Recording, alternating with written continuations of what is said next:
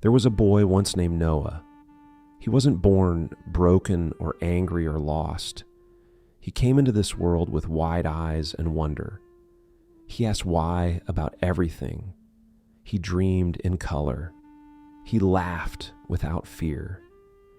But the world didn't care about that boy, not in the way he needed it to. His father came home late each night, loud and unpredictable. His mother retreated into silence. So Noah learned to move quietly. He memorized the floorboards like a map of landmines. He learned to listen for danger and footsteps. The dinner table was a war zone. Words became weapons, and nobody ever said sorry. But what scarred him most wasn't the shouting.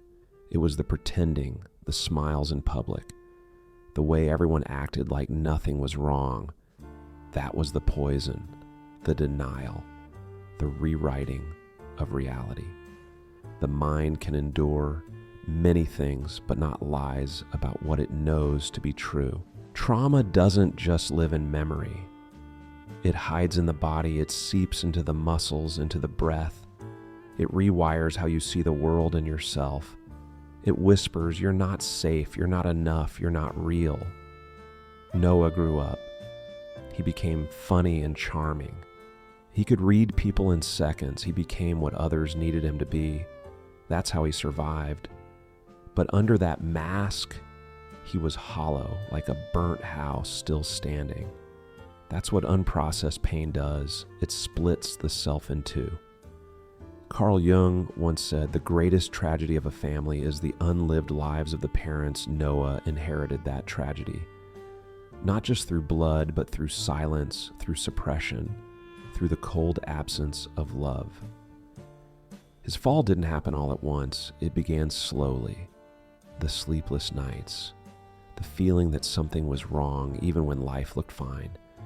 Then came the anger, the distrust, the isolation. He pushed people away, then begged them to stay.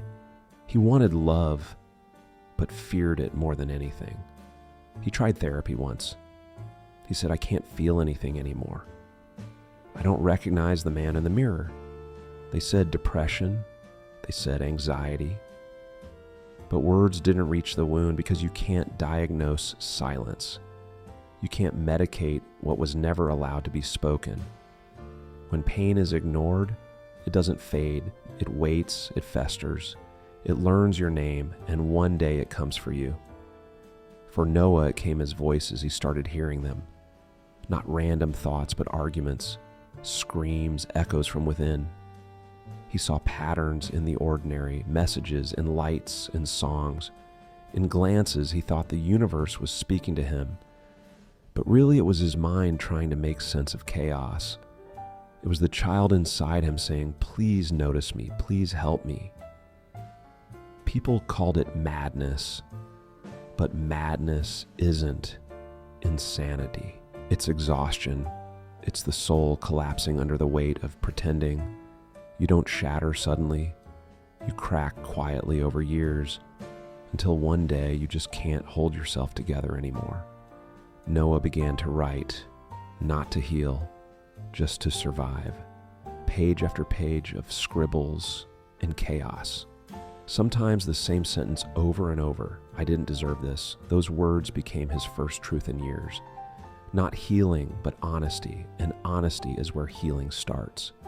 He went back to therapy, but this time he didn't perform. He didn't hide behind cleverness or calm. He cried for the boy who grew up too fast, for the man who never felt safe, for the madness that had always been a message, not a curse. And that's when something shifted. He saw that the voices weren't trying to destroy him. They were trying to reach him. They were the parts of himself that had been locked away for too long. If you've ever felt like you're going crazy, if the world feels too loud, if you feel too broken, you are not broken. You are buried. Healing isn't becoming someone new. It's remembering who you were before the pain taught you to forget. Start with silence. Not the numb silence of avoidance, the sacred silence of listening.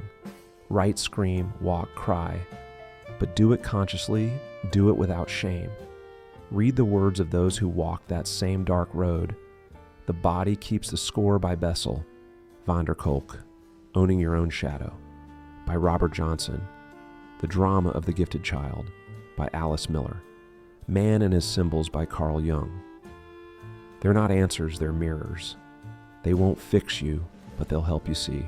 Don't heal to be perfect. Heal to be real. To stand in front of the mirror and recognize yourself again, because the world doesn't need more masks. It needs people who've met their darkness and returned with truth. Noah isn't cured, but he isn't lost anymore. He walks slower now, he listens more, he laughs sometimes for real. And in quiet moments he still writes, but his words have changed.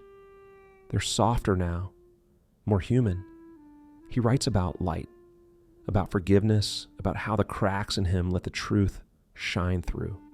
Because that's what healing is, not the absence of pain, but the return of honesty, the slow remembering of who you were before the world told you to hide. And somewhere deep inside, the boy who once whispered in the dark is finally heard.